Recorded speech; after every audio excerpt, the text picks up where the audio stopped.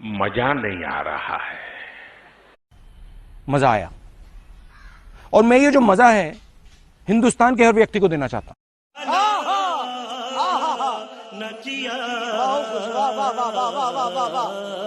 पाकिस्तान जो है उसको जो क्रेडिट रेटिंग एजेंसीज होती हैं पूरी दुनिया में, एक S&P ग्लोबल है, उसने पाकिस्तान की जो सॉवरन क्रेडिट रेटिंग है उसको B से C++ जो है वो कर दिया।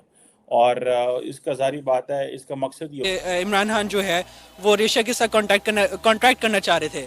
तो अगर तो ये चीज़ पॉसिबल हो जाती है तो आई थिंक सो कि पाकिस्तान इस हिस्से के अंदर, एशिया के अंदर पाकिस्तान की वैल्यू इंडिया से बहुत ज़्यादा इन्हेंस हो जाएगी। बहुत ज़्यादा जो कंट्रीज हैं वो पाकिस्तान को प्रेफर करेंगे कि वो अपनी। सबसे बड़ी बात ये, अगर हमारे हुक्मरान एक प्लेटफॉर्म पर इकट्ठे हो जाएंगे तो इंशाल्लाह हम डिफॉल्ट नहीं करेंगे। आप इसके अंदर कुछ कहना चाहेंगे कि क्या वजह समझते हैं इंडिया की पॉलिसीज ऐसी है कि इंटरनेशनल लेवल पे उनकी करेंसी की वैल्यू दिन ब दिन बढ़ती जा रही है? अगर 1947 की बात करें तो तब तो शायद हमारी करेंसी। और नाज़रीन, मैं हूं डॉक्टर फिजा अकबर खान और मैं हूं पाकिस्तान, और आप देख रहे हैं पाक भारत टाकरा। मकबूजा कश्मीर में भारतीय फोर्सेस कैसे कैसे लोग रहते हैं यार यहाँ पर। चलो तुमको पागल कुत्ते का गाड़ी उठा के ले जाएगा, बता रहे हैं हम। क्यों, क्या हुई? एक तो लाइक और शेयर ठोक दीजिए, महाकाल का दबाकर लाइक और शेयर ठोक दीजिए, 5000 लौटे दिख जाना चाहिए।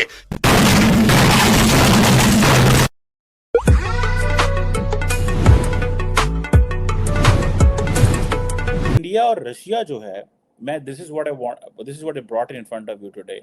इंडिया और रशिया जो है वो नेशनल करेंसीज में ट्रेड की बात कर रहे हैं।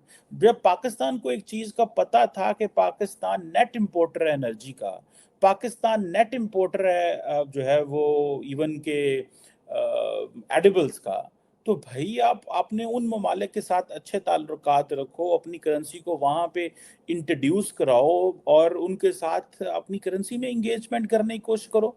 अब फॉर एग्जांपल मैं देख रहा था कि जो इंडिया के एम्बेसडर हैं रशिया के अंदर, ठीक है, वो बता रहे थे कि इंडिया रशिया की जो बायलैटरल ट्रेड है that has increase to $27 billion, जिसमें तकरीबन $25 बिलियन की एक्सपोर्ट है रशिया की, और इंडिया की एक्सपोर्ट सिर्फ $2 बिलियन है। लेकिन ठीक है, जिसमें primarily they are importing oil and fertilizers, लेकिन जो इंपॉर्टेंट चीज़ ये है कि वो जो $25 बिलियन की इंपोर्ट है जिसमें प्राइमरली क्रूड ऑयल वगैरह है। अब जाहिर बात है, नॉर्मली ये जो इस तरह की ट्रेड होती है कि $25 बिलियन एक्सपोर्ट हो, $2 बिलियन इंपोर्ट हो, this is not a sustainable model. But the problem here, the solution the Indians have is that of all the $5 billion जो ऑयल, क्रूड ऑयल ये इंपोर्ट कर रहे हैं, उसमें से बहुत सारा जो है ये एक्सपोर्ट कर देते हैं।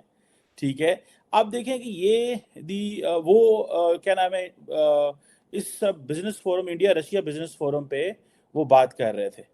सो अब ये एनालिसिस कर लें कि एक तरफ और बहुत सारे जो रशियन बैंक हैं जिसमें गैसप्रोम बैंक है, जेनिथ बैंक है, उनको स्पेशल जो है वो लिवरेज दी गई है। अब जो रशियन जो हैं वो इंडियन रुपया, अगर उनके पास सरप्लस इंडियन रुपया है और उन्हें इंडियन मार्केट से वो रुपया उठा लिया है, that is another way to strengthen the Indian currency. तो उस पैसे को वो इंडिया के अंदर परचेज भी कर सकते हैं, चीजें बाय भी कर सकते हैं, इन्वेस्टमेंट भी कर सकते हैं, और जो रशियन बैंक है उस पैसे को लगा भी सकते हैं। So that is how India जो है वो अपने पैसे को उठा रहा है।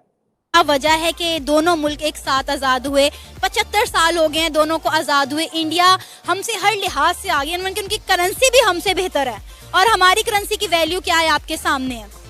आई थिंक सो कि ये हमारा जो निज़ाम है सारा कंट्री का, पॉलिटिक्स का, और जो भी हमारे मामलात हैं, अगर वो सारे बेहतर हो जाएं तो सारी चीज़ें ऑब्वियसली बेहतर हो जाएंगी। और पाकिस्तान, एशिया साइड के ऊपर पाकिस्तान की ग्रिप ज़्यादा है, क्योंकि पाकिस्तान एक ऐसा पॉइंट है कि जैसे चाइना ने पाकिस्तान के साथ कांटेक्ट करके सी पैक का मंसूबा जो है वो लेके आए, और रशिया के साथ भी, जैसे आपने पिछले दिनों सुना कि इमरान खान जो है वो रशिया के साथ कॉन्ट्रैक्ट करना चाह रहे थे।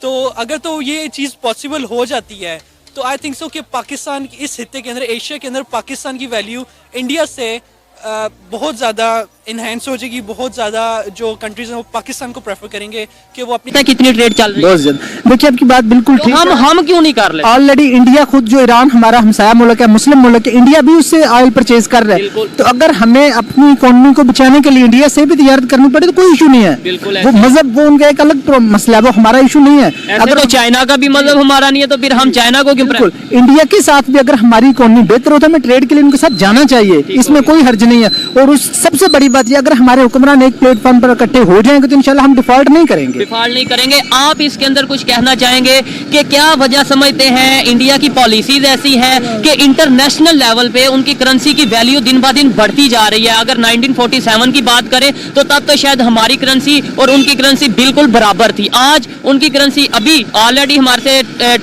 काफी ज्यादा बेहतर है और आगे मजीद बेहतर हो रही है। जी, पहले दिन से जो है ना इंडिया का इकोनॉमिकली वो बहुत स्ट्रांग है, क्योंकि उन्होंने अपनी पॉलिसीज इस तरह की बनाई हुई हैं कि उन्होंने अपनी जो उनकी सारी जो आवाम है ना उनको वो रिलीफ देते हैं और उसके इवज में वो आप खुद काम करते हैं और इंडस्ट्री को प्रमोट करते हैं, अपने कंट्री की इंडस्ट्री को प्रमोट करते हैं, मेड इन इंडिया को प्रमोट करते हैं। इस वजह से उनकी इकोनॉमी स्ट्रांग है। ठीक है, एक तो लाइक और शेयर ठोक दीजिए महाकाल का, दबा के लाइक और शेयर ठोक दीजिए, 5000 लौटे दिख जाना चाहिए।